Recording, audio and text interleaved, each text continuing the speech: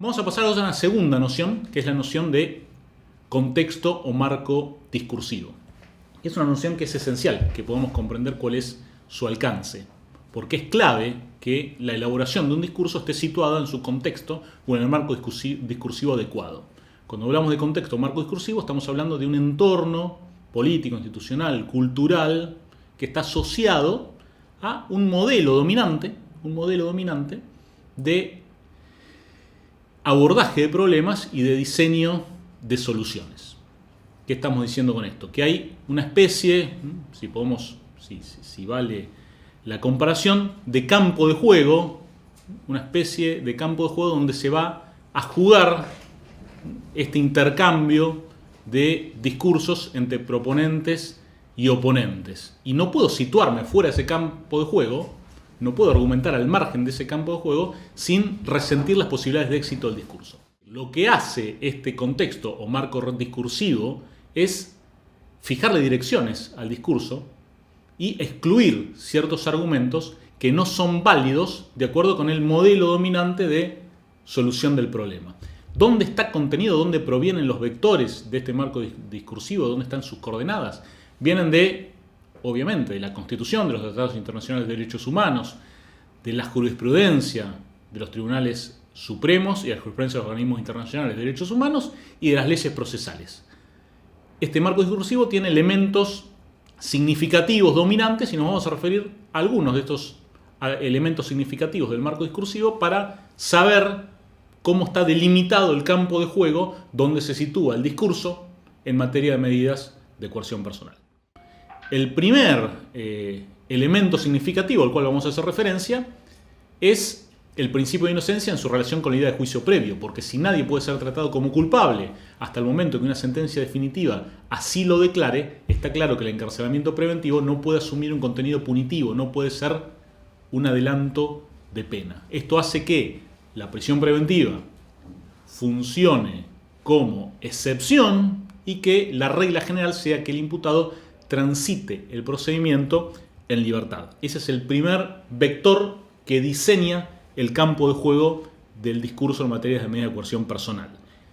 En segundo lugar, otra de las coordenadas que enmarcan el discurso está asociada a la naturaleza cautelar que tiene el encarcelamiento preventivo. Esto es, los únicos fines que legitiman el encarcelamiento preventivo son fines que están anclados al interior del proceso penal, los que sabemos, el peligro de fuga y el peligro de entorpecimiento probatorio. Es decir, los fines que legitiman la prisión preventiva pasan porque tratar de impedir que el imputado eluda la acción de la justicia o obstaculice el desarrollo del procedimiento.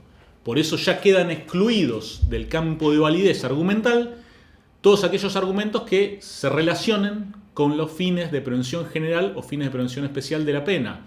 Ejemplos incluidos en los informes de la Comisión Interamericana de Derechos Humanos que vamos a leer como material de lectura.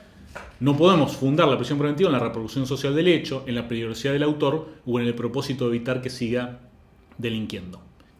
El tercer elemento significativo al cual vamos a hacer alusión consiste en la necesidad. Esto es, el encarcelamiento preventivo tiene que ser el único medio idóneo para salvaguardar los fines del proceso. Si existen medios menos lesivos para asegurar indirectamente los fines del proceso, deben prevalecer estos. Obviamente que esto es un derivado también de la naturaleza excepcional del encarcelamiento preventivo y tiene una manifestación en el segundo párrafo del artículo 144 cuando se refiere que la libertad personal solo podrá ser restringida cuando fuere absolutamente indispensable, ¿no? Manifestación de este principio de necesidad. El otro principio que aplica al marco discursivo es el principio de proporcionalidad. El principio de proporcionalidad lo encontramos también receptado en el Código Procesal, en el inciso tercero del 146, cuando habla de la proporcionalidad entre la medida y el objeto de tutela.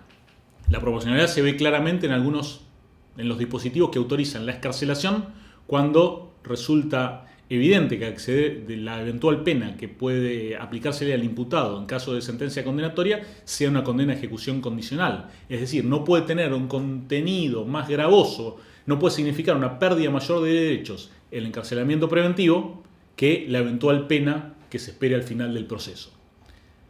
una manifestación más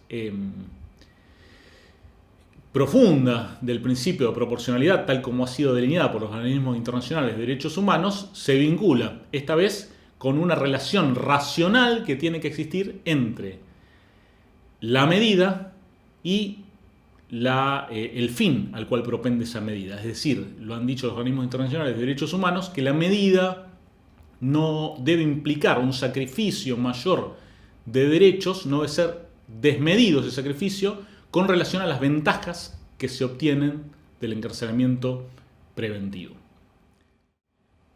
Por último, vamos a hacer una brevísima referencia a un dato que resulta obvio, y es que quien debe acreditar la presencia de los peligros procesales es el Ministerio Público Fiscal, y lo debe acreditar sobre la base de las circunstancias particulares y concretas de la causa, no bastando argumentos de tipo general y abstracto.